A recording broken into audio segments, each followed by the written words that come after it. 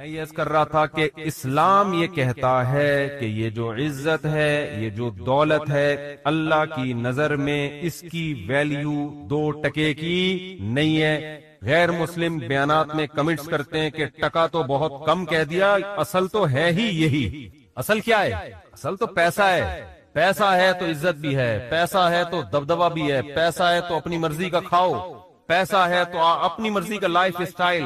غریب ہو تو وہ ایک آیا تھا نا، بی سے بغیرت ہوتا ہے غریب، اور اے سے پتہ نہیں کیا ہوتا ہے، اور سی سے کیا ہوتا ہے، وہ یوٹیوب کوئی آیا تھا موٹیویشنل، اس نے غریبوں کو اتنی گالیاں دی ہیں۔ تو اب ہمارے ہاں تو ویسے ہی غریب آدمی اور ٹھٹرنا شروع ہو گیا وہ بیچارہ، کہ ایک تو غریب ہوں، اوپر سے میں بغیرت بھی ہوں، بی سے، سی سے میں کمینہ بھی ہوں۔ کیسے ہوتا ہے ویسے تو کمینہ؟ تو اسلام کہتا ہے کہ غربت کوئی عیب بولو نہیں، 2 ٹکے کی ویلیو نہیں ہے اللہ کی نظر میں۔ پہلے تو میں یہ بتاتا ہوں کہ اسلام یہ کہتا بھی ہے کہ نہیں کہتا۔ نبی صلی اللہ علیہ وسلم نے کچرے کے ڈھیر پر ایک مری ہوئی بکری کا مرا ہوا بچہ دیکھا، بکری کا مرا ہوا بچہ بدبودار منتن۔ آپ صلی اللہ علیہ وسلم نے فرمایا تم میں کون ہے جو اس کو اتنے پیسوں میں خریدے گا؟ صحابہ نے عرض کیا یا رسول اللہ، یہ مرا ہوا بدبودار اس کے کون خریدے گا؟ آپ صلی اللہ علیہ وسلم نے فرمایا اللہ کی نظر میں دنیا کی حیثیت اس مردار سے بھی کم ہے۔ دنیا کسے کہتے ہیں؟ یہی ہے نا، دولت اور شہرت، اسی کو دنیا کہا جاتا ہے نا۔ اور غیر مسلم کیا کہہ رہا ہے؟ سب کچھ کیا ہے؟ یہی ہے۔ اور جب غیر مسلم کہتے ہیں نا دنیا سب کچھ ہے، یہ جو شخص یہ کہتا ہے کہ دنیا سب کچھ ہے، تو اللہ کی نظر میں اس شخص کی ویلیو بھی 2 ٹکے کی بولو نہیں رہی، وہ بھی ویلیو نہیں رہتی اللہ کی نظر میں اس کی۔ ایک بزرگ تھے نا، ان سے کسی نے پوچھا کہ بادشاہ نے کہا کہ میں آپ کو یہ دینا چاہتا ہوں، یہ انعام دینا چاہتا ہوں۔ بادشاہ نے کہا تو میری لونڈی کا لونڈا ہے، میری غلام کا کیا ہے؟ غلام ہے، تو مجھے کیا گفٹ دے گا؟ بادشاہ کو بڑا غصہ آیا، یار مجھے اپنے غلام کا بھی غلام کہہ دیا، یار کوئی 2 ٹکے کی ویلیو نہیں چھوڑی میری۔ تو بادشاہ نے بلایا کہ آپ نے یہ کیسے کہہ دیا؟ انہوں نے کہا دیکھو تو دنیا پرست ہے، دنیا کا غلام ہے۔ تو کیا ہے؟ دنیا کا غلام، دنیا کے پیچھے بھاگتا ہے، محبت کرتا ہے دنیا سے، اور دنیا میری غلام ہے، میں دنیا کے پیچھے نہیں بھاگتا، دنیا میرے پیچھے۔ غلام آقا کے پیچھے بھاگتا ہے نا، تو میں تو اس دنیا کو لفٹ نہیں کراتا، پھر بھی میرے پیچھے بھاگتی ہے، اور جو میرے پیچھے بھاگ رہی ہے تو اس کے پیچھے بھاگ رہا ہے، تو میرے غلاموں کا کیا ہے؟ غلام۔ تو ان بزرگ کی نظر میں بادشاہ کی حیثیت 2 ٹکے کی بولو نہیں تھی۔ ہو سکتا ہے ٹکا کل اور قیمت بڑھ جائے اس کی، جب ہمارا بیان چلے گا نا یوٹیوب پہ تو ٹکے کی ویلیو ہو سکتا ہے بڑھ جائے۔ ہم تو ٹکے کی ویلیو گرا رہے ہیں 2 ٹکے، لیکن ٹکا اور پھیلے گا دنیا میں، ٹکے میں بزنس اور شروع ہو جائے گا۔ تو اب بات یہ ہے کہ میرے بھائی اللہ میاں یہ کیوں کہتے ہیں؟ ہم تو دیکھتے ہیں دولت سے سب کچھ آتا ہے۔ سب سے پہلی بات پیسہ ہوتا ہے، اپنی مرضی کا کھا سکتے ہو، غریب کھا سکتا ہے اپنی مرضی کا، ہے بھائی؟ پیسہ ہوتا ہے، رشتہ ملے گا آپ کو، جو ہم 4 شادیوں میں بیان کرتے ہیں وہ شروع کہاں سے ہوتی ہیں؟ جب پیسہ نہیں ہوگا تو کوئی لفٹ کرائے گا آپ کو؟ بولتے کیوں نہیں؟ پھر اگر شادی ہو گئی آپ کی بالفرض، پیسہ ہوگا تو بیگم ساتھ میں رہے گی، نہیں ہوگا تو مارکیٹ سے شاٹ۔ وہ میں لطیفہ سناتا ہوں نا، گرل فرینڈ، وہ بوائے فرینڈ نے گرل فرینڈ سے کہا کہ میرے پاس میرے دوست وسیم جیسا بنگلہ تو نہیں ہے، دل میں جگہ دے سکتا ہوں، میرے پاس اس جیسی لینڈ کروزر تو نہیں ہے، پلکوں میں بٹھا کے گھما سکتا ہوں تمہیں، میرے پاس اس جیسی دولت تو نہیں ہے، تو پتنی آنکھوں کی ٹھنڈک بنا سکتا ہوں۔ اس طرح پھینکے جا رہا تھا نا، پھر آخر میں کہتے اور تمہیں کیا چاہیے؟ اس نے کہا وسیم، تمہارے دوست وسیم کا نمبر چاہیے۔ ہم نا نمبر پکڑو، اس کا نمبر چاہیے۔ تو سوال پیدا ہوتا ہے سارے کام اس دنیا سے ہوتے ہیں، اس پیسے سے ہوتے ہیں، تو آپ کیسی بات کر رہے ہیں کہ یہ 2 ٹکے کی اسلام کی نظر میں اس کی ویلیو نہیں ہے؟ دیکھو ان کاموں کی ویلیو نہیں ہے اسلام کی نظر میں جو اس پیسے سے ہو رہے ہیں۔ ان کاموں کی ویلیو ہوتی نا تو پیسے کی بھی ویلیو ہوتی۔ آپ کہہ سکتے ہیں یار ایک طرف آپ 4 شادیوں پہ بیان کر رہے ہو، ایک طرف کہہ رہے ہو کہ پیسے سے شادی ہوتی اور شادی کی ویلیو نہیں ہے بھائی۔ ایک طرف آپ کہتے ہو کہ کھانا پینا فرض ہے، کھانا آتا کس سے ہے؟ پیسے سے، اور کھانے کی ویلیو نہیں ہے بھائی۔ کوئی بات ہوئی ہے کرنے کی؟ جی تضاد۔ اصل میں اللہ کی نظر میں نا اس دنیا ہی کی ویلیو نہیں ہے، نہ کھانے کی، نہ شادی کی، نہ بچوں کی، نہ گاڑی کی، نہ بنگلے کی۔ اللہ کہتا ہے میں نے جس کام کے لیے پیدا کیا ہے نا اس کو کر کے آ گئے کامیاب، اس کو کیے بغیر آ گئے کباب پراٹھے کھاؤ تم 4 شادیاں کرو تم، بچے ہو تمہارے نہیں ہو، مجھے اس سے غرض، میں نے جو کام ذمہ لگایا ہے اس کی ویلیو ہے۔ اس کام کو فوکس کرنے کے دوران اگر پیسہ بھی آ جائے، نور اللہ نہ نور، جو کام تمہیں دے کے بھیجا گیا ہے دنیا میں وہ اصل ہے، وہ نہیں کیا تو 2 ٹکے کی ویلیو نہیں ہے۔ مثال سے بات سمجھاتا ہوں میں. اب غیر مسلم چونکہ مانتا ہی نہیں کہ اللہ نے کسی کام کے لیے ہمیں بھیجا ہے، تو اس کی نظر میں تو لینڈ کروزر کی بھی ویلیو ہوگی، ذاتی گھر کی بھی ہوگی، سب کچھ کی ویلیو ہوگی، کیونکہ وہ یہ مان ہی نہیں رہا کہ ہمیں بھیجا گیا ہے. وہ کہہ رہے ہیں ہم آٹومیٹیکلی اتفاق سے دھماکے کے نتیجے میں پیدا ہو گئے ہیں. بگ بینگ تھیوری ہے نا، دھڑنگ ہوا تھا تو اس میں وسیم بھائی بھی پیدا ہو گئے، اس ستار بھی پیدا ہو گیا، وہ دھماکہ ہوا، سورج چاند ستارے ڈھڑنگ ڈھڑنگ پیدا ہوتے ہوتے ہم سب یہ بیٹھ گئے آگے. یعنی آخر رزلٹ تو یہی نکلا نا. اب آپ کہیں گے نا کوئی دھماکہ تھوڑی ہوا تھا جو میں ممبر پہ آگے بیٹھا ہوں، رزلٹ تو اسی دھماکے کا ہی ہے نا یہ. تو اگر یہ سب دھماکہ پٹاخے وٹاخے پھوٹے تھے، اور یہ میں انکار نہیں کر رہا دھماکے کا، سائنس کا نظریہ صحیح بھی ہو سکتا ہے، بلکہ قرآن سے تو اس طرف اشارہ بھی ملتا ہے. اولم یری الذین کفروا ان السماوات والارض کانتا رتقا ففتقناہما، کہ یہ زمین آسمان بند تھے، ہم نے ان کو پھاڑ دیا. فتق کہتے ہیں پھاڑنے کو، ایسے پھاڑ کے الگ کیا ہم نے ان کو. اس میں اشارہ ہے. اگرچہ اس آیت کی ایک اور تفسیر کی گئی ہے کہ بارش نہیں ہوتی تھی، بارش برسائی، لیکن اس میں یہ کہا جا سکتا ہے کہ اس زمانے میں مفسرین کے پاس کوئی دلیل نہیں تھی تو انہوں نے بارش سے تعبیر کر دی. لیکن ظاہری مطلب یہی کانتا رتقا بند تھے ففتقناہما، ہم نے ان کو کیا کر دیا، ایسے الگ کیا ان کو. تو دھماکہ تو عین ممکن ہے ہوا ہو بھائی، لیکن یہ ہوا نہیں ہے، کیا گیا ہے. شب برات کا پٹاخہ کبھی خود سے پھٹا ہے؟ بولو نا. آپ کہہ سکتے ہو ایک دن پھٹ گیا تھا خود بخود، وہ خود بخود نہیں پھٹا ہوتا، وہ ہوتا یہ ہے کہ کسی سے غلطی سے بٹن دب جاتا ہے، یا بارود رکھ کے آپ بھول گئے، وہ اتفاق سے ہل گیا. وہ اتفاق نہیں ہوتا، وہ بھی کوئی پیچھے قوت، وہ بارود بنایا گیا ہوتا ہے. اتفاق سے کچھ بھی نہیں ہوتا. اتنے بڑے بڑے کام یار ہم سب بن گئے، مرد اور عورت بن گئے، پھر ان کے ملاپ سے بچے پیدا ہو رہے ہیں، بچہ پیدا ہو کے ماں کی چھاتیوں میں دودھ آ رہا ہے، وہ دھماکے کے نتیجے میں دودھ آ رہا ہے ماں کی چھاتیوں میں. یار کروڑوں اربوں سال میں بھی ایسا نہیں ہو سکتا. بکری کا بچہ پیدا ہوتا ہے، پیدا ہوتے ہی تھنوں کی طرف لپکتا ہے، اس کے دماغ میں سافٹ ویئر آٹومیٹیکلی دھماکے کے نتیجے میں انسٹال ہو گئے. بچہ پیدا ہو رہا ہے بکری کا، اسے کچھ نہیں پتا، لیکن اسے پتا ہے مجھے دودھ کہاں ملے گا، یہ میری اماں ہے. مرغی انڈے دے کے اس کے اوپر بیٹھتی ہے، 21 دن تک اس کو گھماتی رہتی ہے تاکہ چاروں طرف سے ٹیمپریچر ملے. ملحد لوگ بولتے ہیں اس دھماکے کا نتیجہ ہے کہ مرغی انڈوں پہ بیٹھ رہی ہے اور اس کو اپنی چوٹ سے گھما رہی ہے. ابے یار یہ سافٹ ویئر دماغوں میں انسٹال ہو رہے ہیں یار، پاگلوں والی بات ہے یا نہیں ہے؟ تو غیر مسلم یہ پاگلوں والی بات کرتا ہے. وہ کہتا ہے کہ یہ کائنات خود بخود بنی ہے یا کسی نے بنایا بھی ہے تو ہمارا ہیڈک نہیں ہے. کیوں بنایا؟ ایویں ہی بنا دیا بس اس نے. بھگوان نے بنا دی، اللہ نے بنا دی، گاڈ نے بنا دی، ایویں ہی بنا دی. ہمیں کوئی اس نے ہدف دے کے دنیا میں نہیں بھیجا، ویسے ہی آ گئے ہم دنیا میں. بھگوان کو اس سے کوئی غرض نہیں تم کیا کر رہے ہو، تمہیں کس مقصد کے لیے بھیجا گیا. تو یہ غیر مسلم کا کانسیپٹ ہے. اگر یہ اس کانسیپٹ کو ہم صحیح مان لینا اور میرا یہ نظریہ بن جائے، سب سے پہلے میں بیان چھوڑ کے بھاگوں گا. ایک سیکنڈ ضائع نہ کرو، پیسہ کماؤ بھائی، نوٹ چھاپو. نہیں یاری بات سمجھ میں تو بھاگوں گا. ابھی تو مجھے یورپ کا ویزا بھی مل گیا ہے. میں کیا کروں گا یار، یہاں اپنا ملک، اپنا وطن، اپنی مٹی کیا کرنا ہے. مٹی کا گوبر کی تو اسمیل باہر آتی ہے، اچھی لگتی ہے گوبر کی اسمیل. اپنی وطن کی جو مٹی ہے نا، اس کے گٹر بغیر ڈھکن کے بھی اچھے لگ رہے ہوتے ہیں الحمدللہ.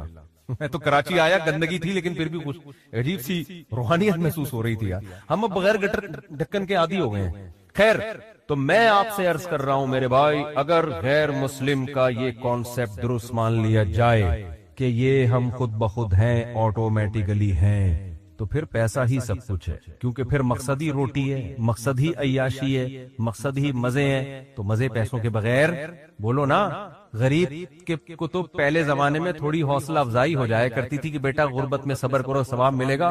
اب غریبوں کو بھی بی سے بغیرت کہنا لوگوں نے شروع کر دیا، اور کے سے آگے خود آپ کہہ لیں جو کہنا چاہتے ہیں آپ. اب تو گھر میں بھی دھکے مل رہے ہیں غریبوں کو، باہر بھی بیوی سے بھی تانے، بیویاں خلا لے لیتی ہیں کورٹ سے جا کے. اور بچے ابا کو، آج کسی بچے نے بولا میرے ابا نے کچھ بنایا ہی نہیں ہمارے لیے، مجھے اتنا غصہ آیا، کم بخت تیرے ابا نے اتنا بڑا تجھے کھلا پلا کے 6 فٹ کا کر دیا ہے بھائی، اور اب تو کیا کہہ رہے میرے ابا نے میرے لیے جائیدادیں نہیں چھوڑی. کیسی بے غیرتی کی بات ہے یار. تیرا ابا تجھے پیدا ہونے کے بعد سڑک پہ پھینک کے چلا جاتا، تیری کوئی سوسائٹی میں عزت ہوتی؟ کتنا کھلا پلا دیا، خود کمانا تو بیٹھ کے. اس پہ ہو رہا ہے کہ میرے ابا نے پراپرٹی نہیں بنائی میرے لیے. صرف فضول قسم کی باتیں ہیں یار. تو میں یہ عرض کر رہا ہوں کہ بھائی دیکھو، اگر عیاشی ہے تو پھر عیاشی ہے نا سب کچھ. تو عیاشی غریب آدمی واقعی میں نہیں کر سکتا، کر تو مالدار بھی نہیں سکتا. اصل بات تو میں آپ کو بتاؤں، یہ جو ہمیں مالداروں کی عیاشی نظر آتی ہے نا، یہ عیاشی ہے نہیں. اصل میں جب انسان کی ایک خواہش پوری ہوتی ہے، یہ میں فرض کر لیتا ہوں کہ مالدار عیاشی کرتے ہیں، فرض کر لیتا ہوں. لوگ یہی سمجھتے ہیں کہ جب پیسہ آئے گا تو عیاشی ہوگی، غربت ہوگی تو عیاشی نہیں ہوگی. حالانکہ ایسا ہے نہیں. کیوں نہیں ہے وہ میں بعد میں بتاتا ہوں، لیکن ہم فرض کر لیتے ہیں کہ عیاشی ہوتی ہے. کیوں نہیں ہوتی یہ بھی بتا دیتا ہوں. دیکھو انسان کی نیچر پتہ ہے کیا ہے؟ انسان کی نیچر یہ کہ جیسے ہی کوئی خواہش پوری ہوتی ہے نا اس سے زیادہ کی خواہش پیدا ہو جاتی ہے. پھر اس خواہش میں مزہ نہیں آتا اس کو, پھر وہ اس کا عادی ہو جاتا ہے. کتنے لوگ باہر جاب کر رہے ہیں نا, گھر میں ڈالر میں پیسہ آ رہا ہے, میں ان سے کہتا ہوں جب آپ یہاں خوش نہیں ہو تو پاکستان آ جاؤ. کہتے اب ہمارے گھر والوں کو اس لائف اسٹائل کی عادت ہو گئی ہے, اب ہم آئیں گے تو اب ان کا اس لائف اسٹائل میں گزارا نہیں ہے جو پہلے ہوا کرتا. کیا مطلب؟ جو پہلے ان کو جس لائف اسٹائل میں مزہ آ رہا تھا اب وہ مزہ اس میں آ رہا ہے, تو اب دونوں مزے سیم ہو گئے کہ نہیں ہو گئے؟ اب اگر ان کا لائف اسٹینڈرڈ نیچے کو گیا نا تو وہ مزہ کم نہیں ہوگا, وہ ٹینشن شروع ہو جائے گی, حالانکہ پہلے ٹینشن نہیں ہو رہی تھی. سمجھ میں نہیں آ رہی بات؟ میرا خیال پرانے زمانے کا جو عیاش تھے نا بادشاہ لوگ, جن کو سمجھا جاتا تھا بڑے عیاش ہیں, آج کا غریب ان سے زیادہ عیاشی کر رہا ہے. پرانے زمانے میں بادشاہ سلامت جب تخت پہ آگے بیٹھتے تھے تو تخت ہوتا تھا, وہ مولٹی فوم کے گدا نہیں ہوتا تھا. کیا خیال ہے؟ آج غریب بھی لالو کھیت مارکیٹ سے 2 نمبر گدا لے کے گھر میں ڈال لیتا ہے, وہ بادشاہ سے زیادہ نرم جگہ پہ بیٹھا ہوتا ہے. اور غریبوں کے پاس تو ایسے ایسے پیکج ہے نا, کہیں سے اسپرنگ لے کے جوڑ کے گدے بنا لیتے ہیں وہ. اور پھر کیا ہوتا تھا, بادشاہ سلامت آ کے بیٹھتے تھے تو پنکھے جھل رہے ہوتے تھے لوگ بیٹھ کے گرمی میں. ایسے ہے کہ نہیں؟ اس زمانے میں بادشاہ کو یہ پنکھا مل جائے نا, بٹن دباؤ اور فین گھومنا شروع, وہ تو خوشی سے مر جاتا ہے. یار کیا عیاشی ہے. تو آج غریب جو عیاشی کر رہا ہے یہ وہ عیاشی ہے جس کو بادشاہ کے زمانے میں عیاشی سمجھی جاتی تھی. کمپٹیشن کی وجہ سے غریب اس کو عیاشی سمجھ نہیں رہا ہے. وہ کہہ رہے چونکہ وسیم کے گھر میں ایئر کنڈیشن لگا ہوا ہے, میں پنکھے پہ بیٹھا ہوا ہوں تو میں غریب ہوں. ابے تو پرانے زمانے کے بادشاہ کو دیکھے گا نا, وہ پنکھے پہ بھی فٹ نہیں ہوا تھا, اس کو ہاتھ کے پنکھوں سے وہ کئی دفعہ تو سر پہ لگ جاتا تھا. بادشاہ سلامت کے سری قلم کر دیا کرتے تھے وہ. یہ گستاخی کیوں کی تم نے؟ تو پہلے زمانے میں شہد کہیں ملتا تھا بادشاہ سلامت کو کھانے کے لیے, آج دیکھو آپ غریب لوگ بھی کھا لیتے ہیں شہد. تو خیر میں جلدی سے بات کو سمیٹتا ہوں. عیاشی مالدار بھی نہیں کرتا. یہی وجہ ہے کہ مالداروں میں خودکشی کا ریشو غریبوں سے زیادہ ہے. مالداروں میں خودکشی کا ریشو غریبوں سے زیادہ. کیوں؟ غریب آدمی کو پتا ہے میں اس سے آگے جا نہیں سکتا, وہ کمپرومائز کر لیتا ہے کہ یار اب کرائے کے گھر پہ لائف کو انجوائے کرنا ہے, W11 ہی ہمارے مقدر میں ہے, بس کسی دن W11 میں سیٹ مل جائے تو سمجھتا ہے آج میری عیاشی ہے, ورنہ اکثر پائیدان پہ کھڑا ہو کے جا رہا ہوتا ہے. وہ اس کا عادی ہو جاتا ہے, وہ کہتا ہے بس یہی ہے, میرے اس کو چانس ہی ختم نا, ڈپریشن میں نہیں جائے گا وہ. مالدار میں یہ ہوتا ہے جب آپ کے پاس پیسہ آیا آپ کی خوراک چینج ہونا شروع, نہاری بھی کھا لی, نلی نہاری بھی کھا لی, مغز نہاری بھی, اب یار کچھ نیا ہو. پھر عیاشی شروع, لڑکیوں سے دوستیاں, شروع میں مزہ آئے گا اس کو عیاشی کا, اس کے بعد یوز ٹو ہو جائے گا ان چیزوں کا, پھر چاہے گا آگے جاؤں میں. آپ دیکھو یورپ امریکہ میں کتنی عیاشی ہے, زنا اتنا سستا ہے کہ میں اور آپ تصور نہیں کر سکتے.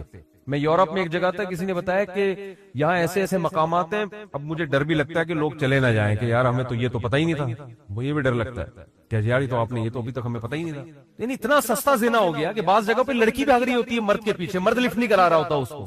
میں نے کہا ہمارے محلے میں یا ہمارے علاقوں میں کہیں پتہ چل جائے کہ لڑکی خود چاہتی ہے تو آدھا محلہ جو ہے نا وہی جا کے کھڑا ہو جائے گا, اتنے ٹھرکی ہیں. آپ لوگ کے علاوہ کی بات کر رہا ہوں. وہاں مرد لفٹ نہیں کرا رہا, کیا مطلب؟ اس میں تقوی آ گیا ہے, للہیت.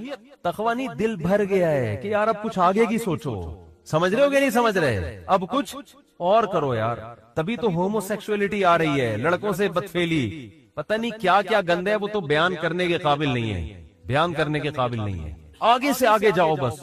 اور پھر ریزلٹ یہ کہ جب سارے پیسے کے ساری عیاشی ختم, اب کیا کریں؟ اب ڈپریشن شروع, اور پھر ڈپریشن کی گولیوں پہ سیٹ ہو جاتے ہیں. کس پہ سیٹ ہو جاتے ہیں؟ بہت سے خودکشی کرتے ہیں, بہت سے لائن لگا کے لائن میں لگے ہوئے رجسٹریشن کے لیے. کچھ ملکوں نے تو خودکشی کو لیگل کر دیا ہے کہ یار اب غیر قانونی قرار دیا تو ادھر ادھر جا کے پٹپٹاتے ہیں, پتہ نہیں کس طریقے سے کچھ چیتھڑے بیتھڑے ادھر ادھر اڑ جاتے ہیں یا کچھ مسئلہ ہوتا ہے تو لیگل کر دو اور رجسٹریشن کرواؤ, پیسے جمع کراؤ. تمہارے باپ کا ملک نہیں ہے, ہم تمہیں مار رہے ہیں نا تو پیسے دو اس کے, ٹھیک ہے نا. پیسے دے کے بندہ اپنے آپ کو مار اپنی گردن اڑوا رہا ہے. تو وہ کہتے ہیں پھر ہم آپ کو تمیز سے, اگر آپ مرنا کیسے کائنڈلی آپ دونوں اکٹھے ہے, حقیقت ہے یہ, آپ دونوں اکٹھے مرنا چاہتے ہیں یا الگ الگ مرنا چاہتے ہیں, ہمارے پاس مختلف پیکج ہیں. گیس کے ذریعے مرنا چاہتے ہیں, کرنٹ سے مرنا چاہتے ہیں, بہت سارے پیکیجز ہیں ان کے پاس. تو بہت حساب کتاب آگے, اتنی خودکشی آسان کر دی جائے نا یہاں پر تو بھی میرے بھائی اتنا ریشو نہیں ہوگا خودکشی کا. اور یہ غربت تھوڑے دن کے لیے ان کو دے دو تو جو بچے ہوئے ہیں وہ بھی کیا ہو جائیں گے, مر جائیں گے وہ. ہم تو اتنی ٹینشن میں بھی لائف کو کیا کر رہے ہیں, انجوائے. تو اصل مسئلہ یہ ہے کہ فرض کر لو عیاشی کرتا ہے غریب، ورنہ ہوتی نہیں ہے. میرے پاس تو کتنے لوگ آتے ہیں، فیکٹری کا مالک ہے، کہتے ہیں مفتی صاحب ڈپریشن نہیں ختم ہو رہی. میں کہتا ہوں یار تیرے کو ڈپریشن ہے کس چیز؟ اور داڑھی والے، پگڑیوں والے، یا تو ہوتا ہے نا بے دین، تو آدمی کہتا ہے تم دین پہ نہیں چلتے، پگڑی بھی ہے، داڑھی بھی ہے، فیکٹری کا مالک ہے. مفتی صاحب ٹینشن ہے یار. بھائی تجھے کس چیز کی ٹینشن؟ بیوی تنگ کر رہی ہے؟ نہیں بھائی بیوی بھی تنگ نہیں کر رہی. ابے تجھے بچے تنگ کر رہے ہیں؟ نہیں جی بچے اتنے ہیں ہی نہیں کہ تنگ کریں. مالداروں کے تو ایک دو ہوتے ہیں، انہیں کیا تنگ کریں گے یار. ہم لوگ کے ہول سیل کے حساب سے تنگ کریں تو سمجھ میں آئے یار. ہے بھائی لوگ کہتے ہیں نا مولویوں کے بچے بہت ہوتے ہیں، تو ایک آدھ ہوتے ہیں کہ نہیں جی بچے بھی تنگ نہیں کر رہے. تو مہنگائی سے پریشان ہو، حضرت میری فیکٹری ہے، مجھے مہنگائی پہ میرے پہ کیا اثر. ابے تو کیوں پریشان ہے؟ کہہ رہے یہی تو نہیں سمجھ میں آ رہا پریشان کیوں ہوں میں. تو ان سے پتہ کیا کہتا ہوں میں؟ کہتا ہوں اصل میں آپ نے نا اس فیکٹری سے دل لگا لیا، اس دنیا کو آپ نے کیا کر دیا ہے. آپ دیندار، گیٹ اپ ہے آپ کا دینداروں والا، آپ دیندار ہو نہیں. دنیا کے گٹر دل کے اندر ابل رہے ہیں، محبت ہے دنیا سے. وہ کہتے ہیں بالکل صحیح ہے. کہتے ہیں ہمیں ہر وقت لاشعور میں خوف رہتا ہے کہ یار یہ کہیں بند نہ ہو جائے، یہ کہیں چھن نہ جائے، کہیں دیوالیہ نہ ہو جائے. ایک لاشعور میں کیا ہے؟ ایک بندہ میرے پاس آیا، کہنے لگا مفتی صاحب پتہ نہیں لاشعوری طور پر ایک ٹینشن ہوتی رہتی ہے جو سمجھ میں بھی نہیں آ رہی. صحیح ہے نا، ایک خوف ہے. میں نے کہا یہ خوف اس لیے ہے کہ جس چیز سے انسان کو عشق ہو جاتا ہے نا، عشق کی علامت یہ ہے کہ اس کے چھننے کا ایک خوف سوار ہوتا ہے انسان پر. یہ بھی عشق کی ایک علامت ہوتی ہے. ہر وقت ڈر لاشعور میں کہ تبھی اس کو منانے کی فکر میں لگا رہتا ہے نا. دیکھو لڑائیاں وہیں ہوتی ہیں جہاں محبتیں ہوتی ہیں عام طور پہ. کیوں؟ ذرا سی بیگم نے الٹی بات کہی، آپ کو ڈر لگا کہ یار شاید یہ میری عزت نہیں کرنا چاہ رہی ہے. حالانکہ اس کا یہ مقصد نہیں ہوتا، اس کے منہ سے ویسے کوئی کلمہ نکل گیا ہوتا ہے کہ آپ وہ ویسے نکل گیا ہوتا ہے مذاق میں. آپ کو محبت ہوتی ہے، آپ سیریس لے جاتے ہو، یار اس کا مطلب یہ مجھے ریسپیکٹ نہیں دے رہی، حالانکہ میں نے اتنا خرچہ کیا، حالانکہ میں اس کو ہنی مون پہ لے گیا، حالانکہ میں نے کیا، یہ مجھے عزت نہیں دے رہی. اب آپ کا میٹر کیا ہوگا؟ شارٹ. پھر آپ اس کو ڈانٹو گے تو اس کو بھی چونکہ محبت ہے، وہ کہے گی یار محبت تو اتنی کو بہت تھی اور یہ مجھے ایسی بدتمیزی سے بات کیوں کر رہے ہیں، اس کا مطلب ان کو مجھ سے محبت. ایک لاشعوری خوف ایک دوسرے کا نا، وہ شیطان پھر کیا کرتا ہے آپس میں لڑوا دیتا ہے، حالانکہ دونوں محبت کر رہے ہیں ایک دوسرے. ایک خوف ہوتا ہے کہ یار ایسا تو نہیں کہ کہیں کوئی اس کے دل میں نیگیٹو آ رہا ہو میرے بارے میں. تبھی دیکھو وضاحتی بیان بہت دے رہے ہوتے ہیں آج کل. میاں بیوی جب بھی ایک دوسرے سے کوئی بات کرے تو پھر اس کا مطلب بتا رہے ہوتے ہیں اگلے جملے میں. کوئی بھی جب بات ہوتی ہے نا میاں بیوی، کبھی کوئی الٹی بات کرے تو پھر شوہر ایکسپلین کر رہا ہوتا ہے، پورے ایسے لکھتا ہے اس کے اوپر مضمون لکھتا ہے کہ ایکچولی میں نے جو یہ جملہ کہا اس کا مفہوم یہ تھا، اس کا مطلب یہ تھا، اس کا مطلب میرا یہ مطلب نہیں تھا، وہ کہتی یہ مطلب نہیں تھا. پوری بحث اس پر ہوتی ہے. ڈیبیٹ کے بعد فیصلہ ہوتا ہے کہ ہاں جی آپ کے منہ سے جو جملہ نکلا وہ غلطی سے نکلا تھا اور اس کا وہ مطلب نہیں تھا جو ہماری سمجھ میں آ رہا تھا. یہ ہو رہا ہے. اور پھر جب بیگم کے منہ سے کوئی غلط جملہ نکلا تو پھر وہ جو ایکسپلین کرتی ہے نا، ماشاءاللہ اتنی ڈیٹیل میں، کیونکہ خواتین مرد جتنا ایکسپلین کرتے ہیں خواتین اسے ڈبل ایکسپلین کرتی ہیں. 2 خواتین 20 سال جیل میں رہی اکٹھی، باتیں کرتی نہیں. جس دن رہائی تھی انہوں نے کہا کچھ باتیں رہ گئی ہیں، دوبارہ ملاقات ہوگی تو انشاءاللہ ہم کریں گے. سمجھ رہے ہیں؟ دوبارہ انشاءاللہ. تو وہ پھر ایکسپلین کرنا شروع کرتی ہیں، وہ لمبی ایکسپلینیشن. میں ایسے جوڑوں سے کہتا ہوں یار مٹی پانا سیکھو. پنجابی میں کہتے ہیں مٹی پاؤ. گھر جبھی چلے گا جب کیا کر دیا جائے، بول دیا. اب نہ کسی سے سوری کروانے کی ضرورت ہے بھائی، منہ سے نکل گیا چلتا ہے یار. جب گھر میں رہتے ہیں تو الٹے جملے بھی نکلتے ہیں، سیدھے جملے بھی نکلتے ہیں. الٹا نکلے تو خود ہی سیدھا کر لیا کرو اس کو کہ ایکچولی ان کا مطلب اصل میں میرے میاں کا یہ مطلب نہیں تھا. بیوی الٹا جملہ نکالے تو آپ خود ہی کہہ لیں کہ ایکچولی اصل میں اس کا مطلب کیا تھا، یہ تھا. تو خوب سمجھ لیں. میں نے ان سے کہا، میں نے فیکٹری کے مالک سے، ایسے بہت کیسز ہیں، میں نے ان سے کہا کہ دیکھو بات اصل میں یہ ہے کہ آپ نے نا اس فیکٹری کو دل دے دیا ہے. ہونا یہ چاہیے، دین کا تقاضا یہ ہے کہ آپ کی نظر میں اس فیکٹری کی ویلیو 2 ٹکے کی بولو نا. کہتے ہیں یار 2 ٹکے کی اتنے تو سارا کچھ اسی سے یار، آپ ٹکے ٹکے کی باتیں کر رہے ہو یار. ٹھیک ہے نا. میں نے کہا روزانہ بیٹھ کے سوچا کرو. اچھا وہ میں سوچنا کیا، وہ تو میں ابھی کیوں ویلیو نہیں ہے 2 ٹکے کی وہ تو میں بعد میں بتاؤں گا نا. تو دیکھو مسئلہ پتہ ہے کیا ہے، مسئلہ یہ ہے کہ آج دلوں کا سکون بھی اس لیے ختم ہوا. پیسہ آنے کے باوجود بھی سکون مارکیٹ سے شارٹ. جس کام کے لیے بنائے گئے تھے جب اس میں لگو گئی نہیں تو سکون کیسے ملے گا. فٹ بال ہے، فٹ بال کھیلنے کے لیے آپ اسے کاٹ کے اس میں پانی پی رہے ہو، ہے بھائی یہ فٹ بال کے ساتھ ناانصافی ہے یا نہیں ہے؟ نہ پانی صحیح طرح سے پیا جائے گا، پانی گرے گا بھی، جراثیم بھی ہوں گے اس کے اندر. اور گلاس سے آپ فٹ بال کھیلنا شروع کر دو. گلاس جس کا کام تھا پانی ڈال کے پیا کرو، کمپنی نے بنایا اس لیے، آپ نے اس سے کیا کھیلنا شروع کر دیا، فٹ بال. تو دنیا کہے گی نا بے تیرے پاؤں بھی زخمی ہوں گے اور یہ ٹوٹے گا بھی، تجھے نیا گلاس خریدنا پڑے گا، 20 قسم کے مسائل کھڑے ہو جائیں گے۔ دنیا میں اصول ہے کہ جس کو جس کام کے لیے بنایا گیا ہو، بنانے والا اگر عقل مند ہے، بنانے والا بے وقوف ہے، بنانا کس کے لیے تھا، بنا کسی اور کام کے لیے دیا، وہ تو پھر الگ بات ہے نا۔ فٹ بال کمپنی کوئی بے وقوف تھی، اس نے ایسی چیز بنا دی جو فٹ بال کے میں استعمال ہی نہیں ہو سکتی، وہ تو پھر کمپنی کا قصور ہے نا۔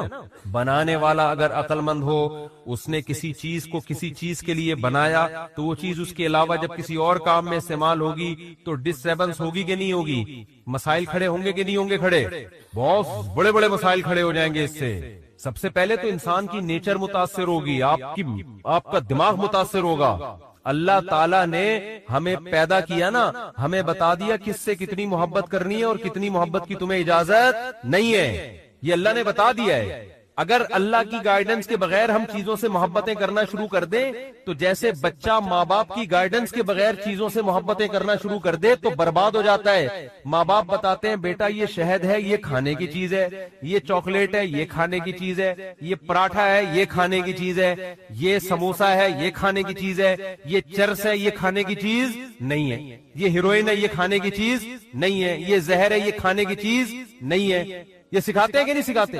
حالانکہ دل تو بچے کا کرتا ہے یار تھوڑا چرس بھی چکھ کے دیکھ لو، کرتا ہے کہ نہیں کرتا؟ پھر اگر چاکلیٹیں زیادہ کھانا شروع کر دے تو پھر ماں باپ بتاتے ہیں بیٹا ڈاکٹر صاحب نے کہا ہے تمہارے پیٹ میں جو اتنے کیڑے ہیں نا، جو اصل میں تمہارے ابا کے تھے، تو تمہارے جو پیٹ میں اتنے کیڑے ہیں وہ چاکلیٹیں زیادہ کھانے کی وجہ سے ہیں۔ اب چاکلیٹ سے محبت نہیں کرو، وہ پھر بھی کہہ رہی میں کھاؤں گا، تو مر جائے گا نا ایک دن۔ تو جیسے ماں باپ گائیڈ کرتے ہیں کہ کس چیز سے تمہیں محبت کرنی ہے یا نہیں کرنی، اور کرنی ہے تو کتنی کرنی ہے، اس گائیڈنس کے بغیر بچے کو ایسے ہی چھوڑ دیا جائے تو اپنا بیڑا غرق کر لے گا۔ وہ چیزوں میں اٹریکشن کو دیکھ کر وہ دیکھے گا جو چمکتی ہوئی چیز ہے اس کی طرف جاؤ، وہ پیکنگ کو دیکھے گا۔ یہی حرکت بڑے ہو کر انسان کر رہا ہوتا ہے، خدا اس کو بتائے گا، اللہ بتاتا ہے ابے بھائی یہ چیز میں اٹریکشن بہت ہے، دل لگانے کی نہیں ہے، یہ اٹریکٹیو ہے دیکھنے میں، دل لگانے کی نہیں ہے، یہ ٹائم پاس کرنے کی چیز ہے، دل لگانے کی نہیں ہے۔ سمجھ میں آ رہی ہے بات کہ نہیں آ رہی ہے؟ دل کس سے لگانا ہے؟ دل لگانے کی کیوں نہیں ہے پہلے یہ بتا دوں میں۔ دل لگانے کی اس لیے نہیں ہے کہ اس پہ فنا کا لیبل لگا ہوا ہے، ختم ہونے والی اور بولو فنا ہونے والی۔ دوسری اس کے اندر خرابی ہے آپ کو آپ کے ہدف سے ہٹانے والی، آپ کو آپ کے ہدف سے ہٹانے والی۔ مثال سے بات سمجھاتا ہوں، آپ کو کمپنی نے کہیں بھیجا، کسی کوئی کمپنی کا کوئی پروجیکٹ ہے، کسی جنگل میں اس نے بڑا ہوٹل بنانا ہے، رہائشی ہوتے ہیں نا ہوٹل، بڑے بڑے مالدار لوگ آتے ہیں جی، شیروں کے بیچ میں ہم ذرا دیکھنا چاہتے ہیں، مالداروں کے شوق بھی عجیب عجیب ہوتے ہیں کہ ہم شیروں کے بیچ میں ذرا ہوٹل ہو، بیگم کے ساتھ ہم یہاں لائف کو انجوائے کریں، چاروں طرف چیتے لومڑی شیر گھوم رہے ہوں، ہوتا ہے بہت ساری دنیا میں، سمندر کے بیچ میں ہوتا ہے، سمندر کے کنارے پر ہوتے ہیں کہ نہیں ہوتے؟ کیا وتر کے بعد بھی تہجد پڑھ سکتے ہیں؟ کیونکہ سنا ہے کہ وتر کو آخری نماز بنانا چاہیے۔ شعیب صاحب کشمیر سے۔ جی شعیب صاحب، حدیث میں ایسے ہی ہے کہ وتر کو آخری نماز بناؤ، اجعلوا آخر صلاتکم وترا، لیکن یہ واجبی حکم نہیں ہے، یہ استحبابی حکم ہے۔ لہذا اگر کوئی وتر پہلے پڑھ لیتا ہے، امام کے ساتھ تراویح میں جماعت سے پڑھ لیتا ہے، تو وہ بعد میں بھی تہجد پڑھ سکتا ہے، بلکہ پڑھنی چاہیے۔ رمضان کی راتوں کو ضائع نہیں کرنا چاہیے، جتنی اللہ ہمت دے نماز وہ پڑھیں۔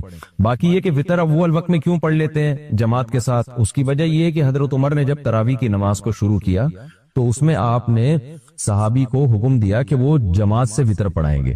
وجہ اس کی علماء نے لاجک یہ پیش کی ہے کہ تراویح واجب نہیں ہے جبکہ وتر واجب ہے، تو جب آپ نے ایک نماز جو واجب نہیں تھی اس کو اتنا پروٹوکول دیا کہ وہ جماعت سے ہو رہی ہے، وتر کی اہمیت زیادہ ہے، تو اس میں پھر وہ اس بات کے زیادہ لائق ہے کہ اس کو جماعت کے ساتھ پڑھا جائے۔ تو اس لیے حضرت عمر نے جب سے یہ تراویح شروع کی تھی جماعت کے ساتھ تو اس میں وتر بھی جماعت ہی کے ساتھ تھے۔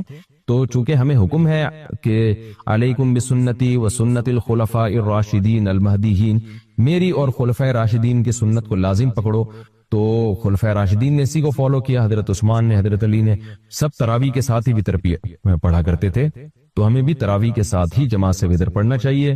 پھر جب سحری کے لیے اٹھیں تو مزید نوافل پڑھ لیں، اس میں اس کو ضائع نہ کریں۔ کیا تراویح اور تہجد ایک ہی نماز ہے؟ کیا رمضان میں تہجد کی نماز الگ سے پڑھی جاتی ہے اور تراویح ہی تہجد کے قائم مقام ہے؟ راجہ شکیل سعودی عرب سے۔ دیکھیے حدیث میں رات کی نماز کو قیام اللیل کہا گیا ہے، قیام اللیل، اس میں رمضان میں جو ہم عشاء کی نماز کے بعد جماعت سے نماز پڑھتے ہیں یہ بھی اس قیام اللیل میں داخل ہے، اور وطر کی نماز بھی اس قیام اللیل میں داخل ہے۔ رات کے آخری حصے میں جو ہم نوافل پڑھتے ہیں جس کو تہجد کہا جاتا ہے وہ بھی قیام اللیل میں داخل ہے۔ تو قیام اللیل کا لفظ تو ہے کامن، تینوں قسم کی نمازوں کو شامل ہے۔ تو اس لیے محدثین نے باب قیام اللیل ہی باندھا ہے، کیونکہ قیام کا معنی نماز اور لیل کا معنی رات، تو رات کو جو بھی نماز پڑھی جائے گی وہ قیام اللیل کہلائے گی۔ اسپیسیفک یہ لفظ الگ سے ہمیں نہیں ملتا تراویح کا نبی صلی اللہ علیہ وسلم سے، لیکن لفظ کا ملنا ضروری نہیں ہے، اس لیے کہ بہت سے الفاظ حدیث میں نہیں ہیں۔ بعد میں اسلاف نے ان خاص عبادتوں کو خاص نام دے دیا آسانی کے لیے، کیونکہ ان کی ایک الگ پہچان تھی، جیسے سنت موقدہ اور غیر موقدہ۔ اب یہ ٹرم آپ کو حدیث میں نہیں ملے گی کہ نبی نے ہمیں بتایا یہ والی سنت موقدہ ہے اور یہ غیر موقدہ ہے، لیکن فقہا نے اسلاف نے بعد میں یہ فرق کرنے کے لیے کہ بھئی یہ سنت عام سنتوں کی طرح نہیں ہے، اس کی زیادہ تاکید ہے، لہذا اس کو نام دے دیا سنت موقدہ کا۔ یہ سنت عام سنتوں کی طرح نہیں ہے، یہ سنت زیادہ تاکید نہیں ہے اس کو نام دے دیا غیر موقدہ کا۔ تو یہ ٹرمز جو ہے نا، ان پر کوئی گورنمنٹ کی طرف سے بھی پابندی نہیں ہے اور اللہ کی طرف سے بھی پابندی نہیں ہے، آپ اپنی آسانی کے لیے کسی خاص عبادت کو کوئی خاص نام دے سکتے ہیں۔ تو اسلاف نے نام دیے ہیں یہ، اور واجب کی اصطلاح خاص طور پر فقہائے حنفیہ نے ایک واجب کی ٹرم نکالی کہ بھئی کچھ عبادتیں ایسی ہیں جو ضروری ہیں مگر فرض کی طرح ضروری نہیں ہے، تو ان کو واجب کہہ دیا، اور جو دلیل قطعی سے ثابت تھی اس کو فرض کہہ دیا۔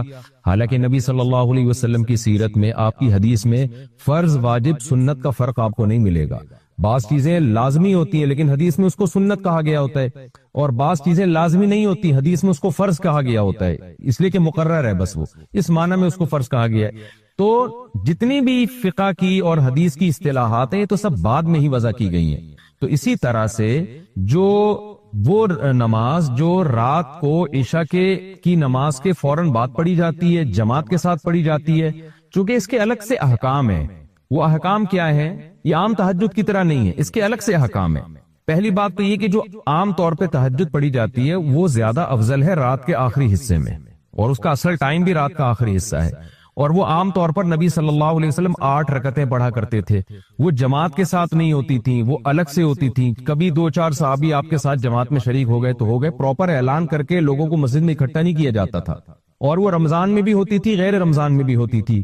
اس لیے اسلاف نے، یہ کوئی حنفی شافی کا مسئلہ نہیں ہے، ہمارے اسلاف نے اس نماز کو الگ سے تہجد کا نام یہ نہیں دیا، اس کو تراویح کا نام نہیں دیا۔ اور یہ جو نماز تھی جس کے الگ احکام ہیں، جو صرف رمضان میں پڑھی جاتی ہے، عید کا چاند نظر آتے ہی آپ کے لیے اس کا پڑھنا ناجائز ہو جاتا ہے۔ عشاء کی نماز کے فوراً بعد پڑھی جاتی ہے، پراپر جماعت کرائی جاتی ہے، پبلک کو اکٹھا کیا جاتا ہے، ایک امام کے پیچھے پڑھتے ہیں۔ تو یہ چونکہ اس کے الگ احکام تھے، اس لیے ہمارے اسلاف نے اس نماز کو تراویح کا نام دے دیا۔ تو اب جب نام دے دیا آسانی کے لیے، تو اس نام کے استعمال کرنے میں کوئی حرج ہے نہیں، کیونکہ اس کے حکام بھی الگ ہیں، اس کے فقہی حکام بھی الگ ہیں، اور اس کے فضائل بھی الگ ہیں۔ یہ رمضان کے ساتھ خاص ہے، اور اس میں پورا قرآن ختم کیا جاتا ہے، قرآن مجید کا دور ہوتا ہے، کیونکہ رمضان میں نبی صلی اللہ علیہ وسلم حضرت جبریل کے ساتھ پورے قرآن کا دور کیا کرتے تھے، اور یہ حافظوں کے پیچھے پڑھی جاتی ہے۔ حضرت عمر رضی اللہ تعالیٰ عنہ کے دور میں لوگ اپنے اپنے طور پہ حافظوں کے پیچھے پڑھتے تھے، حضرت عمر نے سب کو ایک امام پہ جمع کیا۔ اس کی مخصوص رکعتیں ہیں جو چاروں ائمہ کے نزدیک کم سے کم 20 رکعتیں ہیں، تو اس لیے اس کو الگ سے نام دیا گیا۔ اور تواتر کے ساتھ 20 رکعتیں چلی آ رہی تھی، تو تواتر بھی خود ایک دلیل ہوتی ہے کہ نبی صلی اللہ علیہ وسلم نے اگر یہ عمل نہیں کیا ہوتا تو امت میں یہ تواتر نہ ہوتا۔ اس کے پھر دلائل کیا، یہ میں مختلف کیف میں ریکارڈ کروا چکا ہوں، اس میں زیادہ ڈیٹیل میں دوبارہ نہیں جاؤں گا۔ تو ہے یہ قیام اللیل ہی، لیکن ہمارے اسلاف نے اس کو الگ سے تراویح کا نام دیا، یہ بتانے کے لیے کہ اس کے احکام الگ ہیں۔ باقی اس کو تراویح کا نام اسلاف نے کیوں دیا؟ وہ اس لیے دیا کہ ترویحہ روح سے نکلا ہے، روح کہتے ہیں آرام کو۔ تو اسلاف میں یہ رواج تھا کہ 4 رکعتوں کے بعد تھوڑا سا ریسٹ کیا کرتے تھے، تو ان 4 رکعتوں کے ایک ترویحہ کہا جانے لگا۔ پھر ترویحتین دو یعنی 8 رکعتوں کو، اور 8 سے جب زیادہ ہوں گی اور بہت زیادہ ہوں گی ان کو تراویح کہا جاتا ہے۔ تو اس میں یہ بھی پتہ چلتا ہے کہ اسلاف نے جو اس کو تراویح کا نام دیا، یہ نام خود اس بات کی علامت ہے کہ یہ 8 یا 10 رکعتیں نہیں تھیں، یہ زیادہ رکعتیں تھیں، تبھی تو اس کو تراویح کا نام اسلاف نے دیا۔ تو اس لیے قیام اللیل ہونے میں تو یہ سب ایک ہی نمازیں ہیں، لیکن ان کے احکام الگ الگ ہیں. احکام یہ ہے کہ یعنی ایک حکم تو یہ ہے کہ تراویح کی نماز جماعت سے پڑھی جائے گی. نمبر 2 عشاء کی نماز کے فوراً بعد پڑھی جائے گی. نمبر 3 ایک امام کے پیچھے پڑھی جائے گی, کیونکہ حضرت عمر نے سب کو ایک امام پہ جمع کیا, الگ الگ اماموں کے پیچھے نہیں ہوگی وہ. اور تیسری اس کی تعداد یعنی مخصوص تعداد میں ہے, جو چاروں ائمہ کے نزدیک کم سے کم 20 رکعتیں ہیں. اور سنت موقدہ ہے یہ, کیونکہ نبی صلی اللہ علیہ وسلم نے رمضان میں قیام اللیل کی بہت زیادہ ترغیب دی ہے. تو قیام اللیل کا سب سے پہلا مصداق وہی نماز ہوگی نا جو رمضان کے ساتھ خاص ہے. تو اس لیے جمہور علماء کے نزدیک یہ سنت موقدہ ہے. تو یہ سارے حکام ہیں اس کے, اس وجہ سے اس کو الگ نام دیا. لیکن اگر کوئی نہیں دینا چاہتا نام تو وہ قیام اللیل کہہ لے, گورنمنٹ کی طرف سے کوئی پابندی نہیں ہے. ناموں میں کچھ نہیں رکھا, کام کو فوکس کرنا چاہیے. آپ یہ نماز پڑھ لیں, بے شک تہجد کہہ کے پڑھ لیں, قیام اللیل کہہ کے پڑھ لیں, کسی بھی نیت سے پڑھ لیں, لیکن پڑھ لیں. اصل چیز ہے پڑھنے کو فوکس کریں, ناموں میں الجھے نہیں زیادہ.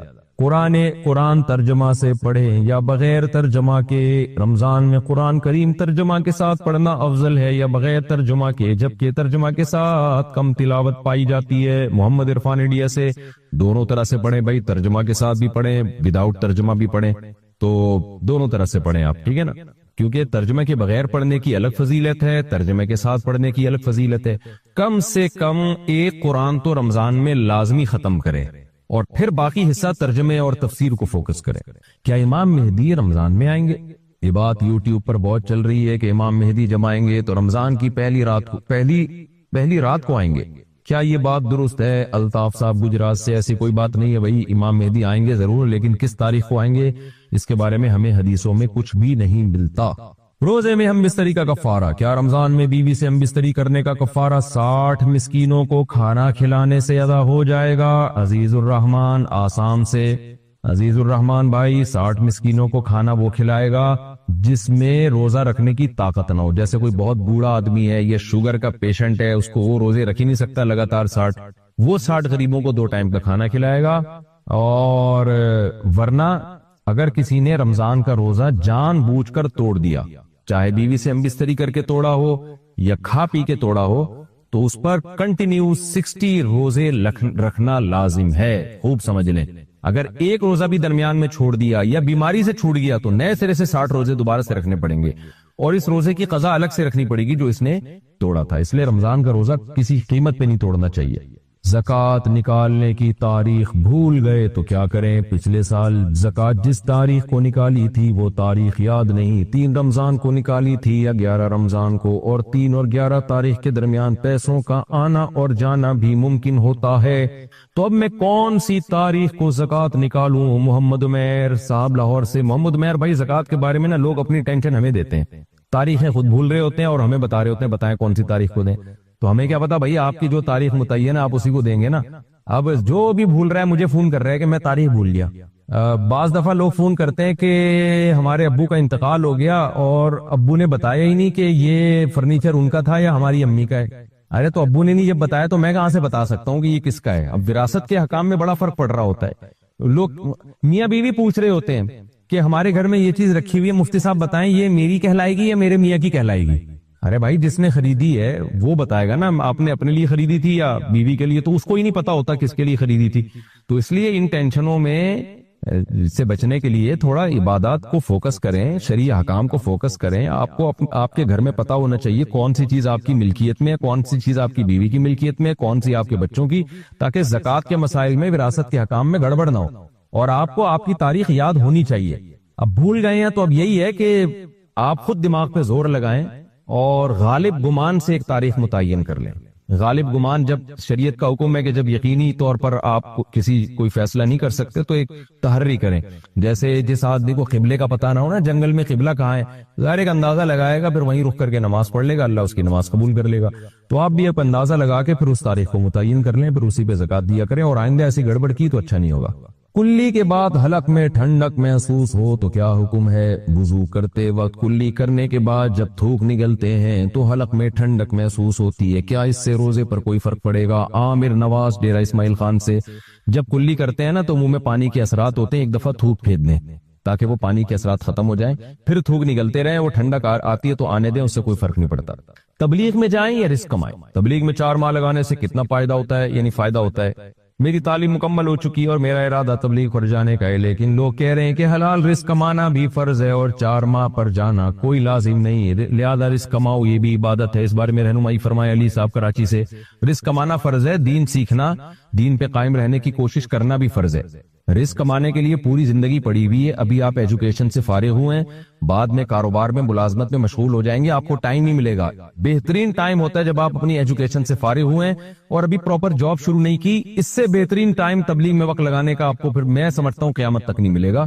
اس موقع کو غنیمت سمجھ کے پتلی گلی سے نکل جائیں آپ تبلیغ میں، 4 مہینے کے لیے لگائیں، اس کے بعد تبلیغ والے آپ کو رزق کمانے سے منع تھوڑی کر رہے ہیں، اس کے بعد آپ جاب کریں، کاروبار کریں، جو مرضی کرنا ہے، پوری زندگی پڑی ہوئی ہے، کیونکہ یہ ٹائم اگر آپ کا ابھی نکل گیا تو میں نے دیکھا ہے پھر زندگی بھر ٹائم نہیں ملتا، پھر میرے بیان بھی سنتے ہوں گے، 4 شادیاں بھی کر لیں گے، پھر کہاں سے ٹائم ملے گا آپ کے پاس، اس لیے ابھی سے نکل لیں آپ۔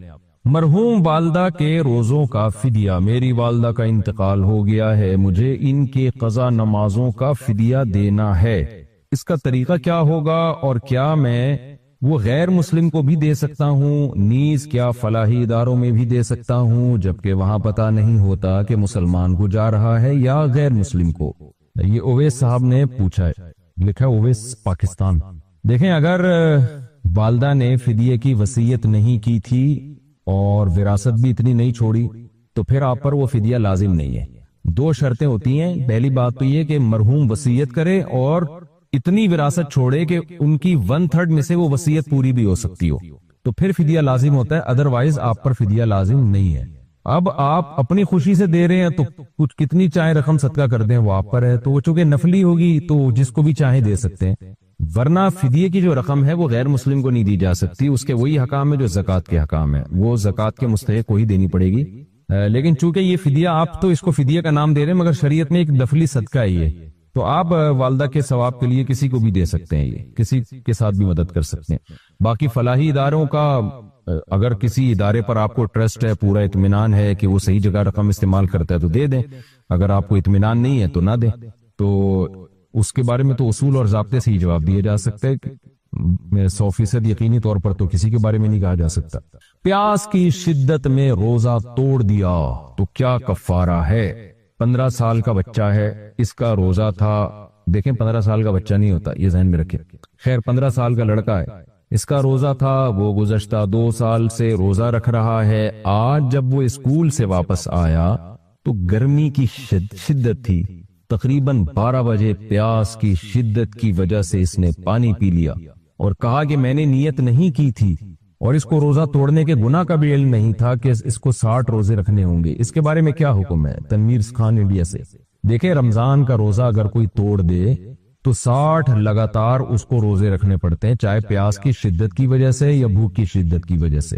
ہاں بیمار ہونے کا خطرہ ہو پھر توڑ دیا تو کفارہ نہیں ہے، لیکن شدت تو روزے کا ایک لازمی جزو ہے، کسی کو روزہ کم لگتا ہے، کسی کو زیادہ لگتا ہے، تو اگر کسی نے رمضان کا روزہ رکھا اور توڑ دیا تو 60 روزے رکھنے پڑیں گے اور کنٹینیو، اور پھر ایک قضا بھی الگ سے رکھنی پڑے گی۔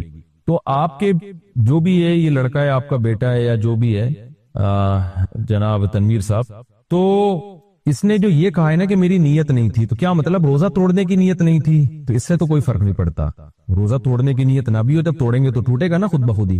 اور اگر ان کا مقصد یہ کہ میں نے روزے کی نیت ہی نہیں کی تھی 12 بجے تک، تو دیکھیں رمضان میں نا جب آپ صبح سحری میں اٹھے، سحری کی، تو یہ نیت ہی کے قائم مقام ہوتا ہے، یہ اس کی علامت ہوتی ہے کہ آپ کی نیت ہے۔ تو اگر رمضان میں کوئی پراپر یہ نیت کرتا ہے نا کہ میری نیت نہیں ہے، تو پھر تو یہ سمجھا جائے گا کہ روزہ نہیں ہے، ورنہ تو روزے کی نیت تو ہوتی ہے مسلمانوں کی، صبح اٹھنا اس کی علامت ہے کہ روزہ تھا اس کا۔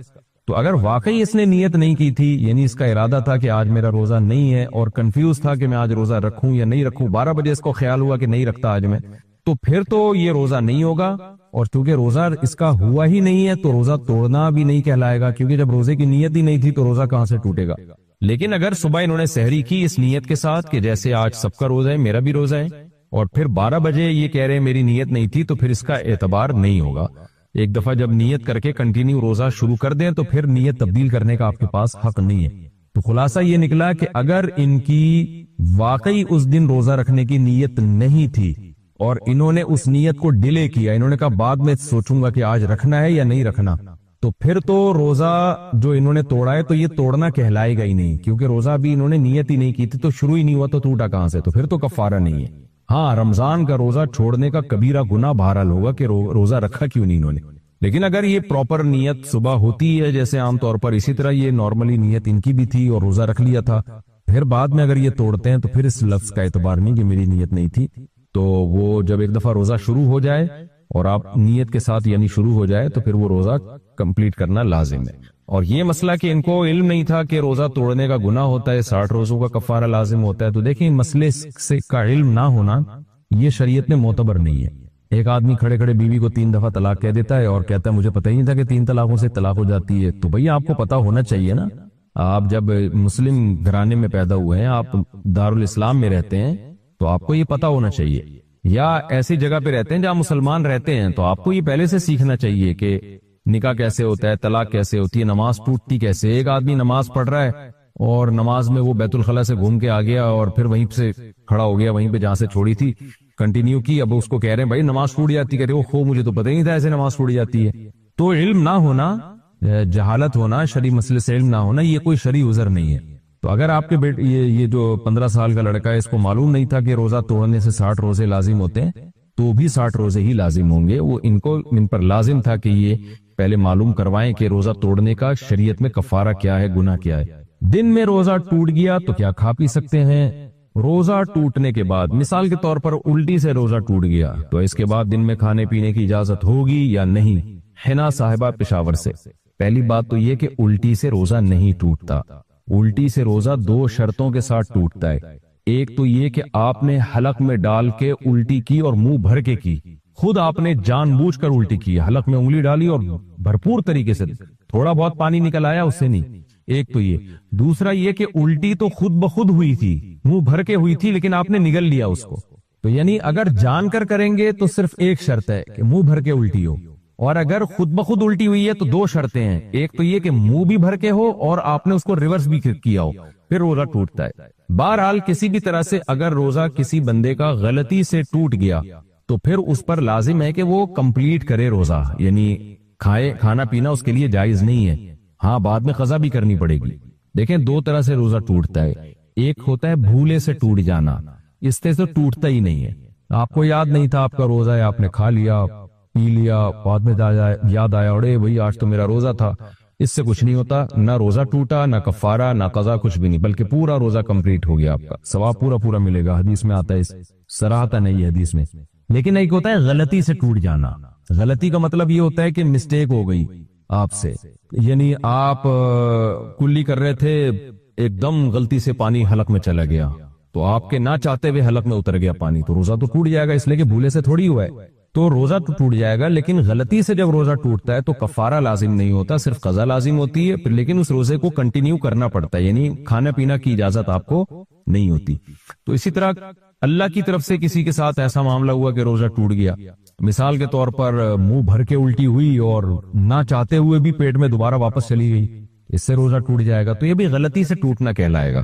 تو اس صورت میں بھی آپ کو قضا کرنی پڑے گی، کفارہ نہیں ہوگا، لیکن کھانا پینا آپ کے لیے پھر بھی ٹھیک نہیں ہوگا، اس کو روزے داروں کی طرح آپ پر رہنا لازم ہوگا شام تک۔ آگے اللہ فرماتے ہیں وَمِنَ اللَّيْلِ، یہ تو 5 نمازیں ہو گئیں، یہ تو ساری امت پہ فرض ہیں، لیکن رات کے کچھ حصے میں فَتَہَجَّدْ بِهِ کا مطلب اس حصے میں آپ نے تہجد پڑھنی ہے، نافلۃ لک، اے محمد صلی اللہ علیہ وسلم، یہ آپ کے لیے اضافہ ہے۔ کیا مطلب؟